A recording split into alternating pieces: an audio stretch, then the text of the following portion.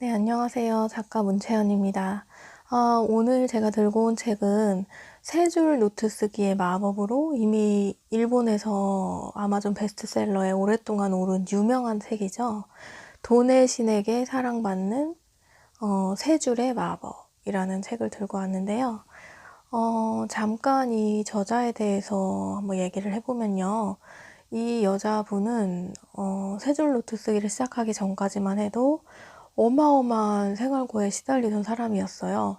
아이 하나를 데리고 미혼인 상태로 둘째를 낳고, 그리고 재래식 화장실이 딸린 낡은 집에서 또 욕실에 물이 막 얼 정도의 그런 외풍이 심한 낡은 집, 그런 집에 살면서 한 달 수입이 100만 원도 채 안 되는 상태, 그리고 빚은 점점 쌓여가고 어마어마한 생활고에 시달리던 사람이었어요.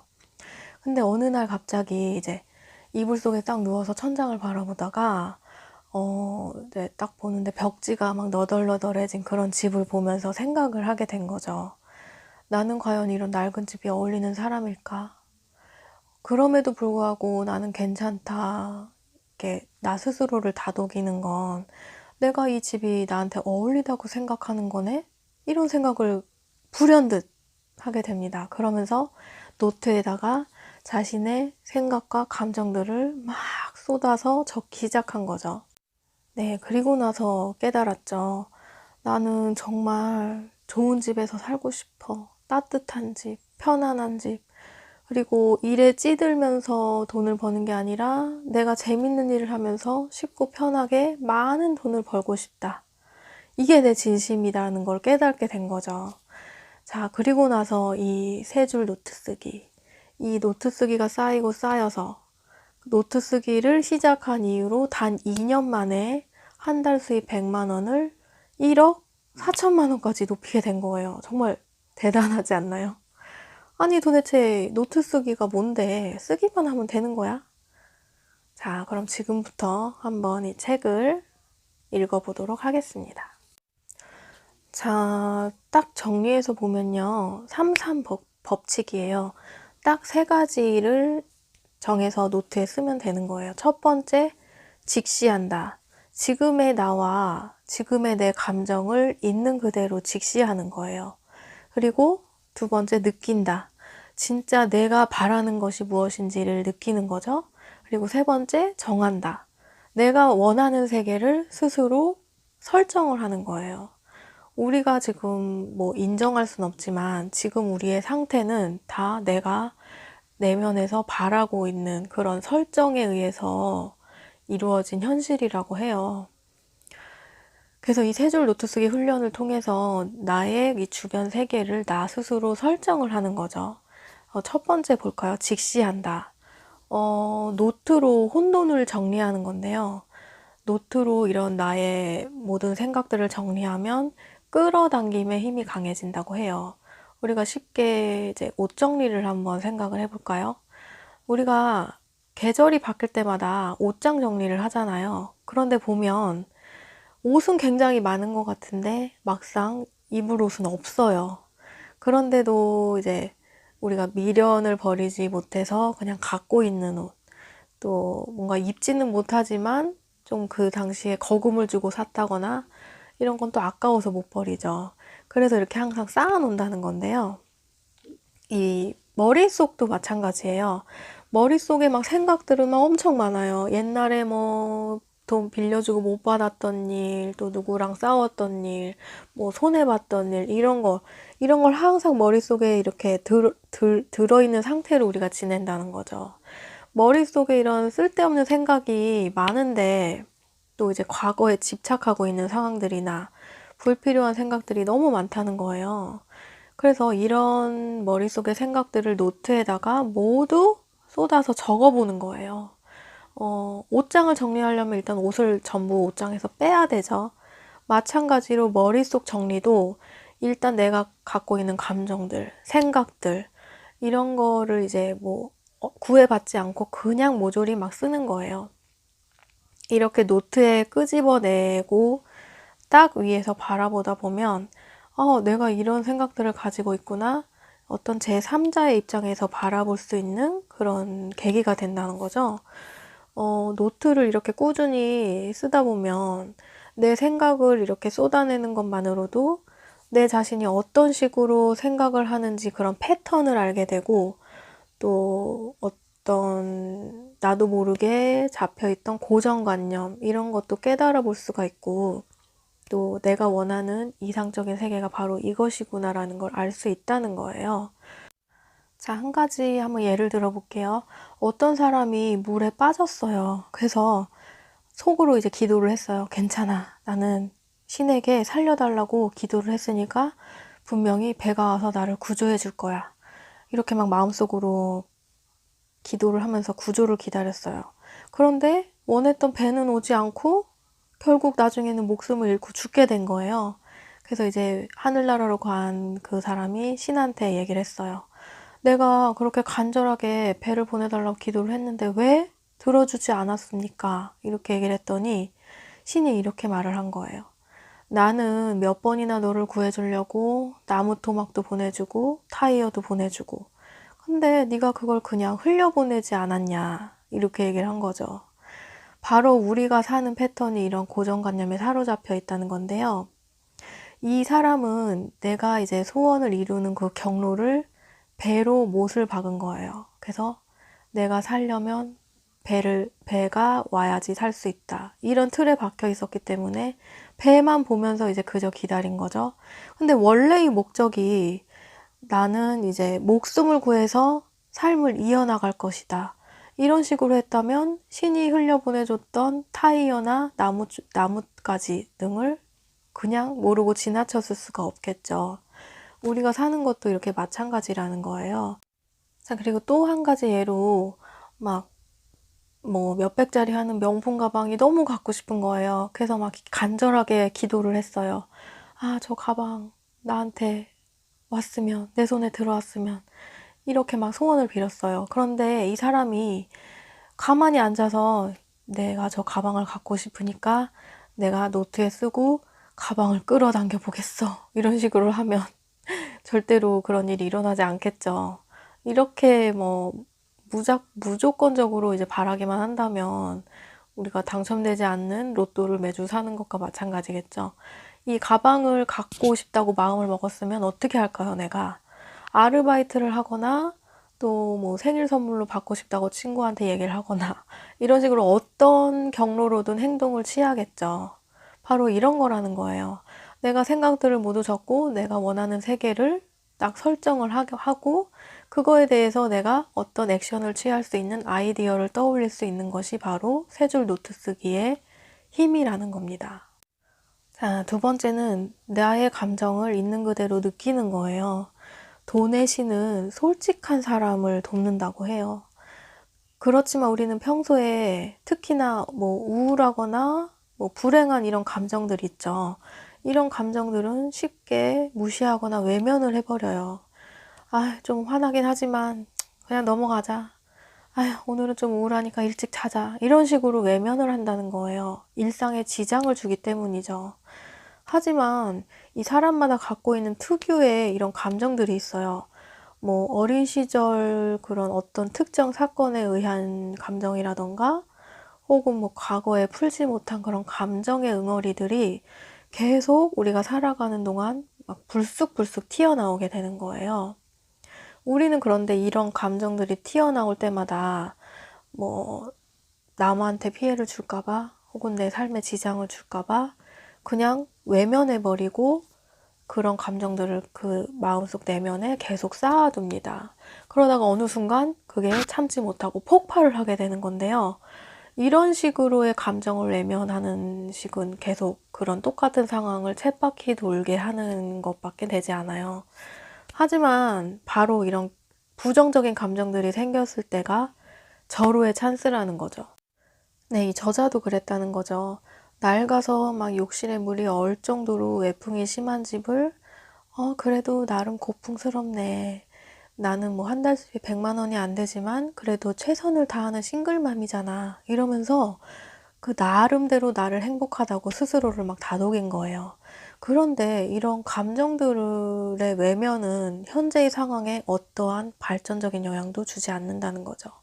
그렇게 스스로를 뭐 행복하다 이런 자기 체면으로 뭐 감정들을 무시해버리면 그냥 뭐 그런 집에서 계속 살게 되는 상황밖엔 되지 않는다는 거죠. 자, 그래서 기억 속에서 지워버리고 싶은 누군가의 말이나 또 말로는 표현할 수 없는 그런 찝찝한 기분들, 그리고 막 불쑥불쑥 치솟는 분노, 이런 감정들을 노트에다가 모두 그냥 적어보세요. 그러면 아, 내가 이런 식으로 생각하는구나 하면서 한 발짝 떨어져서 바라볼 수가 있고, 또 이런 훈련들은 다음 단계로 넘어가기 위한 중요한 과정이 됩니다. 자, 또 한 가지 예로 우리가 인스타 많이 보잖아요. 근데 인스타를 보면 뭐 좋은 집에 살면서 멋진 차도 끌고 여행을 맨날 다니는 그런 사진들이 굉장히 많이 볼 수가 있어요. 그걸 보면서 막 갑자기 잘 살고 있다가 이런 사진을 보면서 너무 내 자신이 우울해지는 거죠. 나는 왜 이러고 살고 있나. 내 자신이 너무 초라해 보이고 우울감을 느끼는 막 그런 한심한 기분들이 든다는 거죠. 하지만 이런 감정들을 적어보면 결국에 나는 어떤 설정을 갖고 있었냐?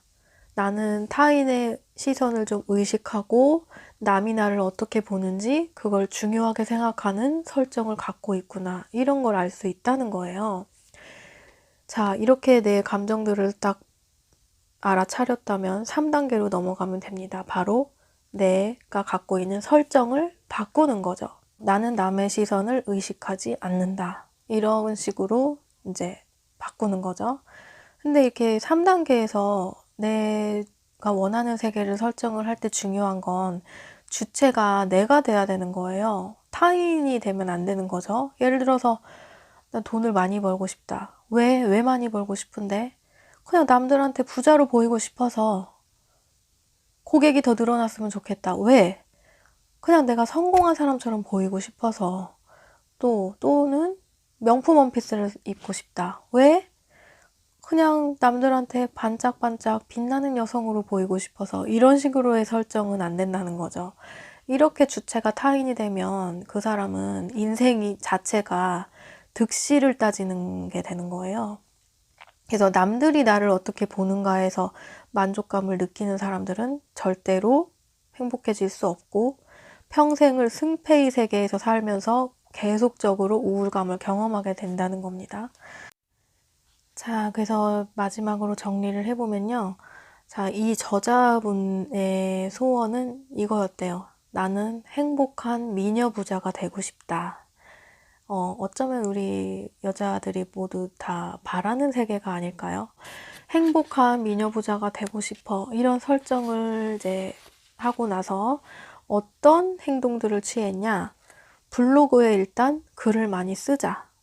그리고 책을 많이 읽고 책을 통해서 쌓은 그런 지식을 경험으로 바꿔나가자. 내 경험을 또한 사람들에게 세미나나 강연 등을 통해서 전파를 하자.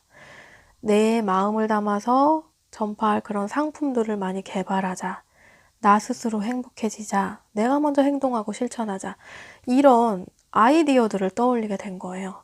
내가 지금의 상황에서 감정들을 모두 한번 정리를 해보고 내가 원하는 세계가 딱 한 줄로 명확하게 설정이 되면 이런 좋은 아이디어들이 나도 모르게 막 떠오르게 된다는 거죠. 이분도 이제 세 줄 노트 쓰기를 통해서 이런 아이디어들을 계속 실천을 한 거예요. 그러다 보니까 자연스럽게 수입도 늘어나고 어떤 그 세미나나 강연 등을 통해서 또 일이 계속적으로 늘어나게 된 거죠. 그래서 이제 결국에는 지금 한 달 수입이 1억 4천만 원. 굉장하지 않나요? 자, 우리가 이렇게 생각하는 것과 이런 언어로 표현된 글을 봤을 때 완전히 달라요. 내가 막 이런 감정들을 갖고 있어도 노트에다 한번 적어보면요. 이게 제3자의 입장이 된다는 거예요. 그래서 얼마나 이런 감정들이 불필요한가를 정확하게 깨달을 수가 있다는 거예요. 이런 세 줄 노트 쓰기는 정말 일상생활에서 모두 적용을 시킬 수가 있는데요.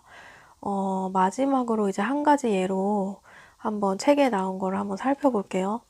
이 한 사람이 고민이 있는 거예요. 자꾸만 돈을 빌려달라고 하는 애인하고 헤어지고 싶다. 이런 감정이 생겨난 거죠. 그래서 노트에다가 적었어요. 아, 정말 짜증난다. 남자친구가 또 술 약속에 있다면서 돈을 빌려갔어.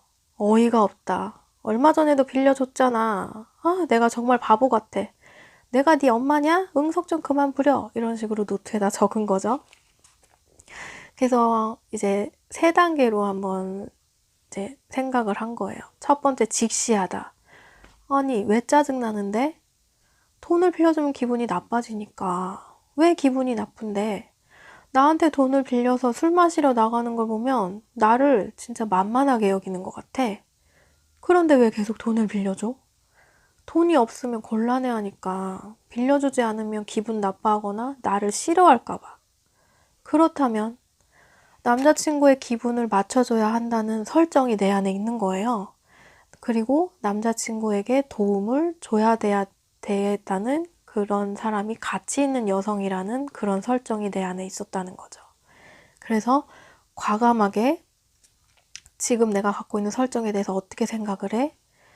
여태까지 돈을 빌려달라고 한 남자친구가 나쁘다고만 생각을 했어. 그런데 가만히 살펴보니까 내가 미움받을까봐 두려워했을 뿐인 거예요. 그래서 더는 돈으로 남자친구의 비위를 맞추고 싶지 않아. 상대가 더 믿음직한 남자가 됐으면 좋겠어. 더 남자다웠으면 좋겠어. 난 이제 만만한 여자가 되지 않을 거야. 그래서 마침내 설정을 딱 바꾼 거죠. 다시는 돈을 빌려주지 않겠다. 이런 식으로 일상생활에서 적용을 해볼 수가 있다는 건데요. 현실이 정말 만족스럽지 않다거나 나는 계속 이런 감정들을 느끼는데 해결책이 도무지 보이지 않는 거예요. 그럴 때 한번 이 책에 나온 대로 세 가지의 과정을 통해서 한번 내 안의 설정이 뭔가 생각을 해보고 바꿔서 한번 생각을 해보는 거예요. 그러면 나도 모르게 이 고민들을 해결할 만한 아이디어들이 자연스럽게 떠오른다는 거죠. 바로 이것이 이제 끌어당김의 힘이라는 거예요. 내 안의 설정을 바꾸고 그런 생각들로 아이디어를 떠올려서 내 세계를 전부 바꾸는 그런 힘. 그러다 보면 자연스럽게 이제 돈을 벌 수 있는 그런 통로도 열리게 되고 그런다는 거죠. 그냥 무턱대고 앉아서 그냥 쓰기만 하면 그냥 기적을 바라는 것과 다를 게 없잖아요. 네, 그래서 오늘 한번 너무 유명했던 책이죠. 그래서 항상 저도 이 책을 읽고 있는데 오늘에서야 마침내 리뷰를 하게 되었습니다. 근데 여러분 그거 아세요? 이렇게 좋은 책을 읽어도 100명 중에 1명 성공할까 말까 한대요. 이유가 뭐냐면 노트 쓰기, 매일매일 노트 쓰기를 안 한다는 거예요. 왜냐면 귀찮아서 아니면 하루 종일 일하고 와서 집에 오면 쉬고 싶잖아요. 사실 책상 앞에 앉아서 이걸 쓴다는 게 쉽지는 않죠. 바로 우리가 이런 귀차니즘을 탈피해야 된다는 겁니다. 그리고 내가 너무 간절하지 않은 거예요. 내 상황을 바꾸고 싶은 그런 마음이 간절하지 않다는 거예요.